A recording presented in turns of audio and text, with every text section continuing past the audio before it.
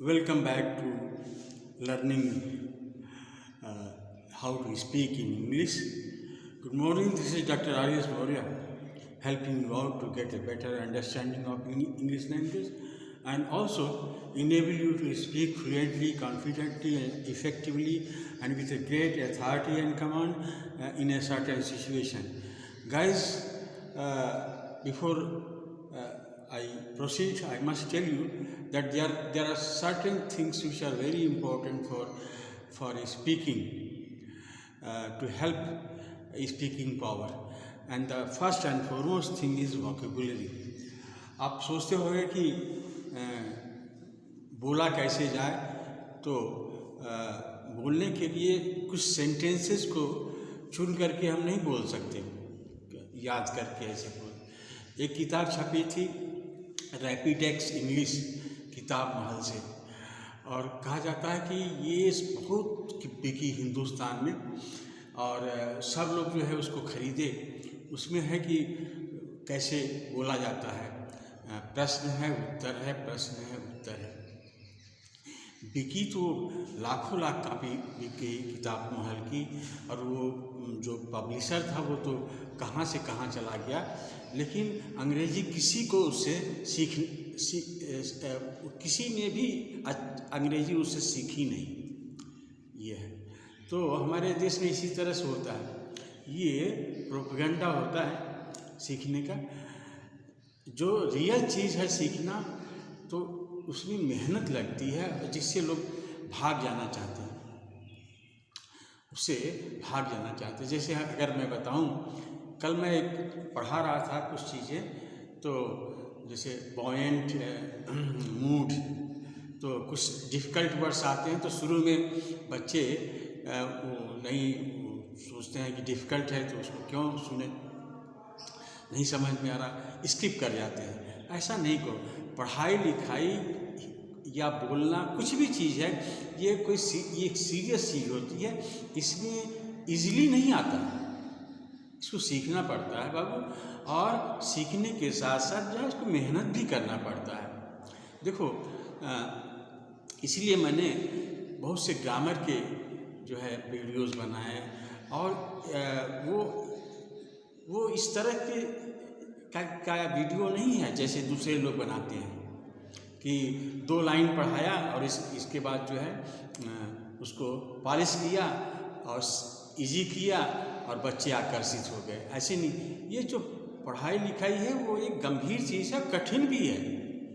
तो लेकिन हम कोशिश करते हैं कि आपको समझाएं कि कैसे बोला जाता है। तो इस क्रम में हम आपको बता रहे हैं वोकैबुलरी जो है बहुत इम्पोर्टेंट चीज़ है, और बिना वोकैबुलरी के, अच्छी वोकैबुलरी नहीं है तो आप अच्छे वक्ता नहीं हो सकते। जैसे अगर मैं शुरू करने जा रहा हूँ, let's start the programme how to speak in English. तो आप जैसे बोले लेट्स स्टार्ट, लेट्स स्टार्ट। अब स्टार्ट की जगह अगर ये चीज़ स्किप कर गया हमारे दिमाग से, तो निश्चित रूप से इसके जगह पर हमको कुछ दिमाग में रखना चाहिए कि अगर ये लेट्स स्टार्ट जो है, अगर ये नहीं है तो हम क्या कहेंगे। तो हम कहेंगे लेट्स बिगिन। स्टार्ट नहीं चलेगा तो हम क्या कहेंगे, लेट्स बिगिन, शुरू हो जाता। अगर ये भी नहीं समझ में आ रहा है, ये भी नहीं है, तो फिर कैसे शुरू करेंगे। Let's start, let's begin, let's kick of.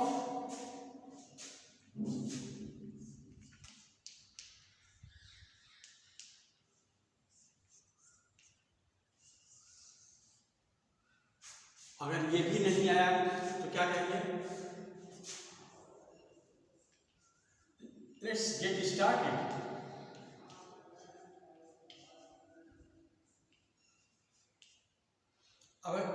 अगर ये भी नहीं है तो क्या कहेंगे। बहुत से हैं हमारे पास, कम से कम 10-20 सेंटेंस है जो लेट्स बिगिन की जगह हम यूज़ कर सकते हैं। तो ये सही चीज़ है और ये रियल चीज़ है, वास्तविक चीज़ है, ये कोई ड्रामा नहीं से।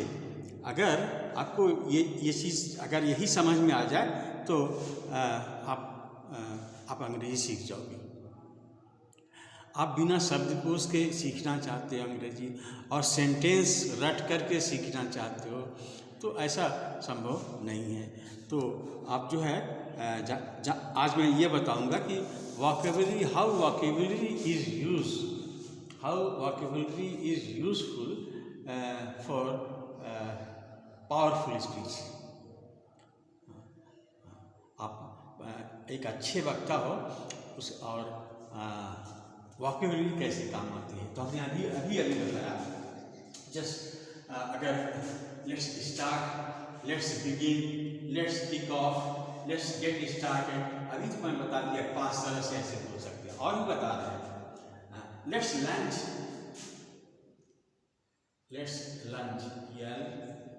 लॉन्च, इसको बोलते हैं लॉन्च, इसका भी उपयोग कर सकते हो, लेट्स लॉन्च। और let's undertake, let's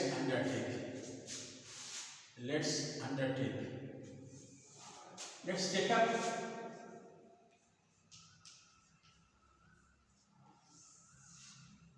let's undertake,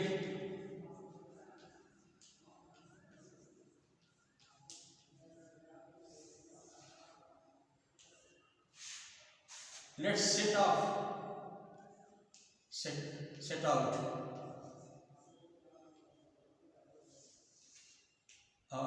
set off।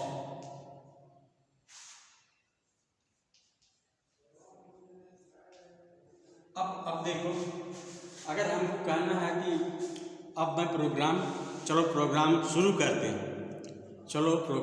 करते हैं, तो गाइस देखो मैं कितने तरह का सेंटेंस बोल सकता हूँ, ज़्यादा नहीं। Let's start, let's begin, let's kick off, let's set off, let's set out, let's undertake, let's take up, let's launch और सो मेनी।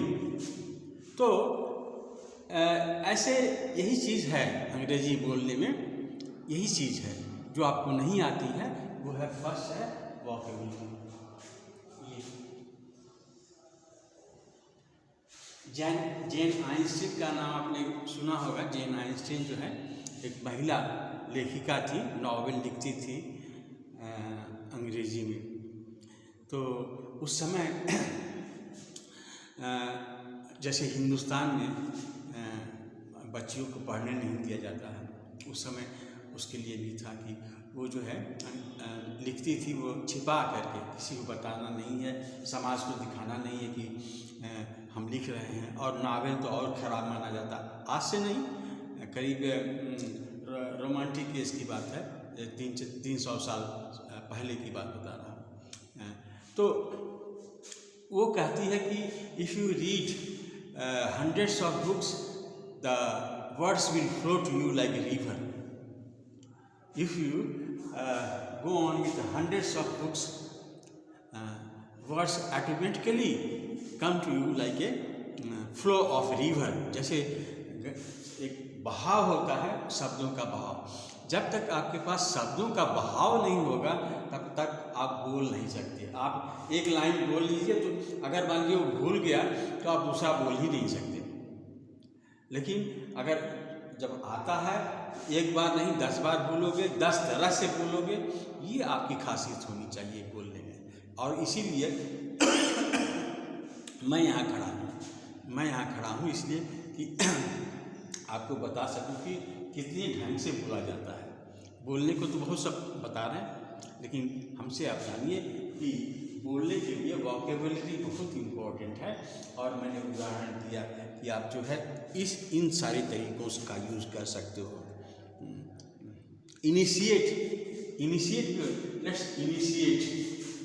लेट्स इनिशिएट अगर अलग अलग है।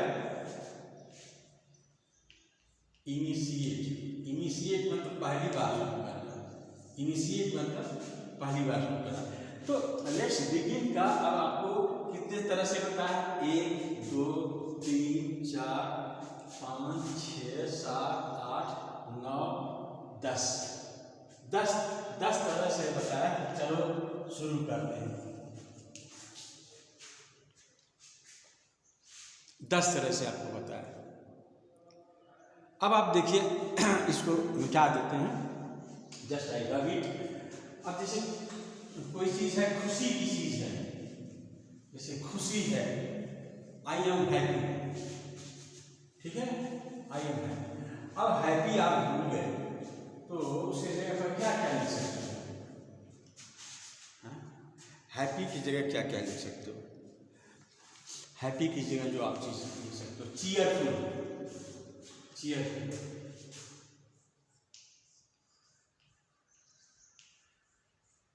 आप खुश हैं,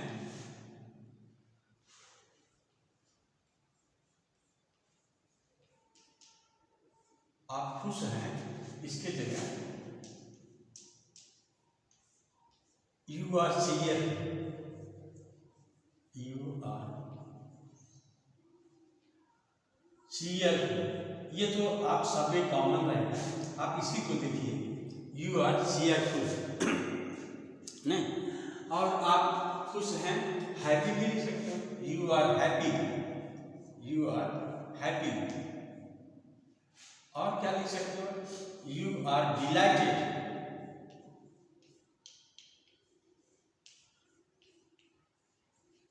और क्या लिख सकते हो? यू आर प्लीज्ड, और क्या लिख सकते हो? हैप्पी, डिलाइटेड, प्लीज्ड के बाद और क्या लिख सकते हो? बहुत सा होता है। यस, हाँ, जॉयफुल लिख सकते हो, you are joyful, joyful, you are joyful, joyful. Content, you are content, इसका मतलब भी हैप्पी होता है, हालांकि इसका मतलब होता है संतुष्ट। तो जॉयफुल। अब देखो इसी चीज को कहने के लिए हमने कितने तरीके बताए? 1 2 3 4 5 6 तरीके से आप इसको एक्सप्रेस करते हो। सीधी सीधी चीज है, तो बोलने क्यों नहीं आता? क्योंकि आपके पास वोकैबुलरी नहीं है, शब्दकोश नहीं है। जैसे आप कह सकते हो you are cheerful, you are happy, you are delighted, you are pleased, you are joyful, you are content, सब चीज़ कह सकते हो। तो बोलना इतना कठिन नहीं है अगर आपके पास शब्दकोश हैं तब। शब्दकोश का होना एक बहुत बड़ी चीज़ है अपने आप में, चाहे वो हिंदी बोलते हों या अंग्रेजी बोलते हैं या कोई ज़ुबान आप बोलते हों, लेकिन अगर आपके पास शब्दकोश नहीं है, अच्छे शब्द नहीं है, या आप जो है शब्द के जादूगर नहीं हैं, आप शब्द की खोज नहीं करते हैं, तो अगर आप सही स्टूडेंट हैं, विद्या से सरोकार है आपसे, तो your word is verbal universe, आपके शब्द का ही संसार है, और आपको शब्द खोजना चाहिए कि कैसे इसको यूज़ करेंगे। तो अच्छा, एक चीज़ और तब बोलोगे कि सर कहीं कहीं ऐसा होता है कि जब हमको लिखना होगा वेरी वेरी हैप्पी, तब क्या चीज़ लिखेंगे? तो सब में वेरी वेरी लगा देंगे? नहीं, ऐसा नहीं, उसके लिए भी शब्दकोश बना हुआ। जैसे देखो, अगर आपको कहना है कि I am very very very very happy, जैसे कहें you are very very very happy, you are very very happy, इसके लिए भी जो है शब्दकोश है। जैसे लिख सकते हो कि यू आर ओवरजॉयड, आप लिखोगे यू आर ओवरजॉयड, ओवरजॉयड मतलब जरूरत से ज़्यादा खुश, ओवरजॉयड। और क्या लिख सकते हो? ओवरजॉयड आप लिख सकते हो you are thrilled,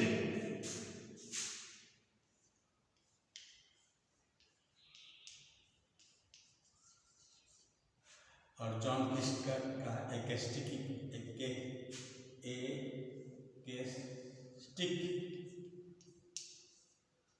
O2 Nightingale वाला भी एकैस्टिक, बहुत ज़रूरत से ज़्यादा खुशी जिसको कहते हैं, हैप्पीनेस, ओवर जॉय। तो आप इसको लिख सकते हैं ओवर जॉय, थ्रिल्ड, एकैस्टिक। और क्या लिख सकते हो? इलीटेड, आप ये भी लिख सकते हो इलीटेड, ELATED। सबका मतलब होता है खुश होना, सबका मतलब है जरूरत से ज़्यादा खुश होना, इलीटेड। और आप लिख सकते यूफोरिक, यूफोरिया होता है euphoric,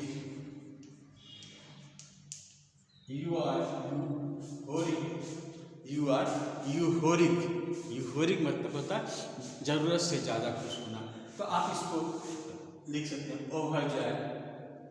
you are very very happy, very very happy का मतलब होता है बहुत ज़्यादा खुश हो, तो आप इसको लिख सकते हैं यू आर ओवर जॉयड।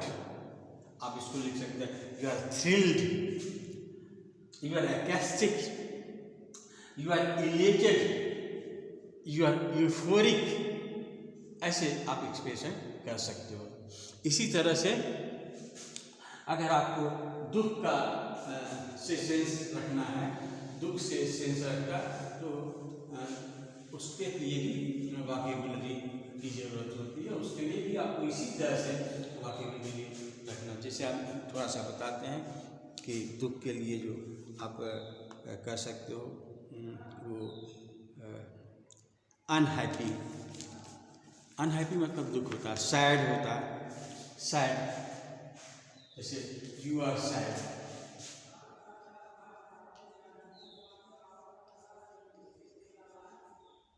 अब you are unhappy,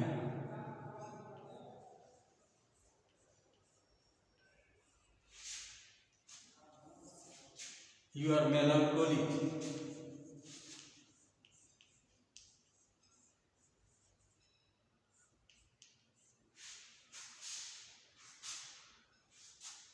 you are sorrowful,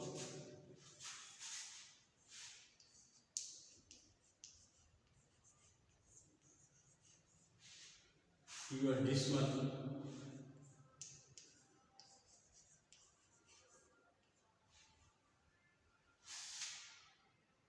you are somber,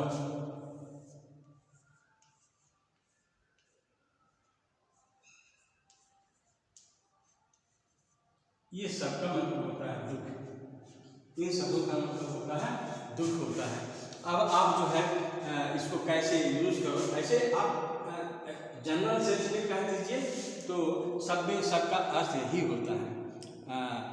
जब ये आप बोलने जान जाओगे, अच्छी अंग्रेजी बोलना शुरू करोगे, तब आप थोड़ा अंतर करना शुरू करोगे, कहाँ हम डिसमल बोले या सॉरोफुल बोले या सांबर बोले या मेलंकोली कहाँ बोले, शायद इसमें अंतर कर। लेकिन अभी बाई एंड लार्ज मोटे तौर से ये सब वोकैबुलरी आपको आनी चाहिए। अगर आप बोल रहे हो तो, बोलना सीख रहे हो तो आपको ये वोकैबुलरी आनी चाहिए। तो vocabulary is very very important thing for enhancing this your word power, sorry, your speaking power। बिना शब्दकोश के तो आप नहीं बोल सकते, और शब्दकोश में भी आपको एक शब्द से काम नहीं चलता है, आपके उसके साइनोनिम्स जानने पड़ेंगे, उसके एंटोनिम्स जानने पड़ेंगे। तो ये चीज़ तो स्पीकिंग इंग्लिश में बताते नहीं। जैसे हमने बताया कि रैपिडेक्स किताब जो है छपी, और सबसे ज़्यादा, मैं उस समय हम लोग स्टूडेंट थे, सबसे ज़्यादा बिकने वाली किताब वही है। और उसका नतीजा यही है कि अभी तक किसी ने क्लेम नहीं किया कि मैंने अंग्रेज़ी जो है उस किताब की वजह से बोलना शुरू किया। तो आप जो है ऐसे नहीं कोई सिचुएशन रट करके आप बोल सकते हो, ऐसा नहीं है। you will have sense enough to use words and sentences as the situation provides you. If situations are different, you cannot use those sentences those words which are required. तो वो देख करके आप नहीं कर सकते. You cannot be a copycat. आप copy cat जैसा बोलिएगा तो नहीं होगा. तो आप you are human being, sensible being हैं, तो आपको ज़रूरी है कि आप इन सारी चीज़ों को समझिए कि इस तरह से हमको बोलना चाहिए. और दूसरी चीज़ जो है वो है कि फ्रेज. कल मैंने फ्रेज बताया था, but I am very sorry कि students they didn't see appreciate. तो जो अच्छी चीज़ें होती हैं तो उससे आप लोग जो है उसको बाइकाट कर देते हो. जो सरल चीज़ें होती हैं उसको लाइक करते हो, और जो बिल्कुल सुनते ही आपको याद हो जाए तो ऐसे नहीं चलता. ये चीज़ नहीं. ये तो यही वजह है कि ज़्यादा से ज़्यादा लोग जो है more and more teachers are coming to teach you grammar, translation and what not, how to speak. तो तरह तरह के लोग पढ़ा रहे हैं, और तरह तरह के लोग का पढ़ाने का उद्देश्य ये नहीं है कि आप सीख जाएं. हम लोग तो टीचर हैं. We have been teaching for many years, 40-45 years. तो हम लोग चाहेंगे कि स्टूडेंट्स को थॉरो नॉलेज हो, उसके स्ट्रॉन्ग जो है उसकी नींव पड़े. इसलिए नहीं पढ़ाते कि थोड़ा सा पढ़ा दें आप जो है उसको लेकर भागने लगे. तो दैट यू शुड कीप. तो गाइस, वोकैबुलरी आप जरूर पढ़ें. अगर हम पढ़ाते हैं वोकैबुलरी तो आप, मैंने दिया भी है हमारे 24 या 5 videos I have uploaded on the same channel. You can consult. You go to these videos and make your vocabulary strong, enhance your vocabulary. So this is what I wanted to tell today, that how vocabulary is important in order to have a good speech, in order to have a quick speech, in order to have a sense of your own how to speak English. So guys, that's all for today. We see you tomorrow. Till then, goodbye.